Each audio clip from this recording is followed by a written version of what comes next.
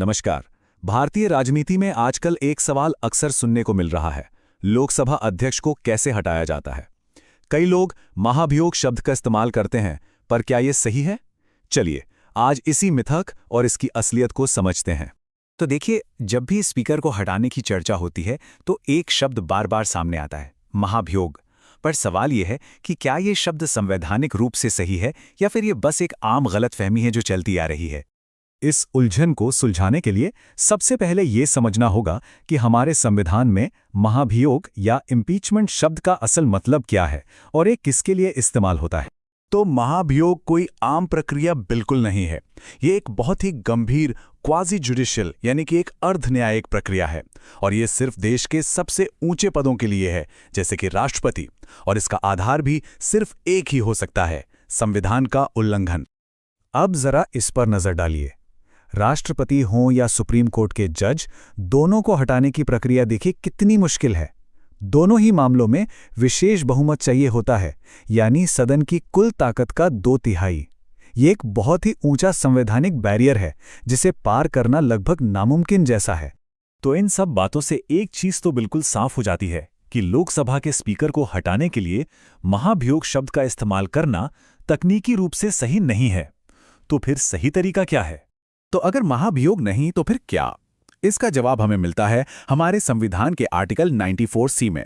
यहीं पर स्पीकर को हटाने की असली प्रक्रिया बताई गई है।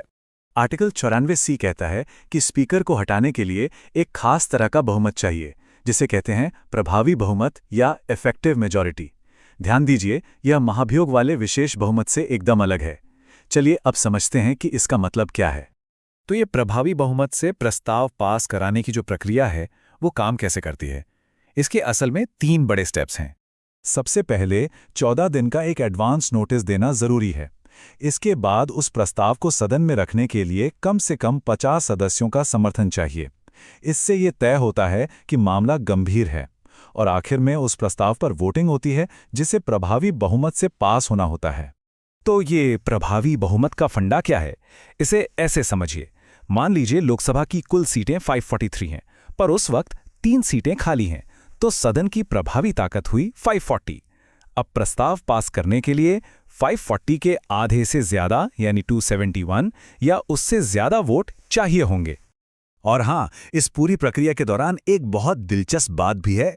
जिस स्पीकर के खिलाफ प्रस्ताव आया है वो कार्यवाही में हिस्सा ले सकते हैं, अपनी बात रख सकते हैं और एक आम सदस्य की तरह वोट भी कर सकते हैं, लेकिन वो अपना निर्णायक वोट यानी टाई ब्रेकिंग वोट नहीं डाल सकते। ये निष्पक्षता बनाए रखने के लिए एक जरूरी कदम है। चलिए, अब तक हमने जो भी कुछ समझा है उसे फटाफट एक साथ रखकर देखते हैं ताकि सारे अंतर बिल्कुल साफ हो जाएं। ये टेबल देखिए, सब कुछ क्रिस्टल क्लियर हो जाता है। राष्ट्रपति के लिए सही शब्द है महाभियोग, जजों के लिए निष्कासन, जो महाभियोग जैसा ही है, और लोकसभा अध्यक्ष के लिए सिर्फ निष्कासन।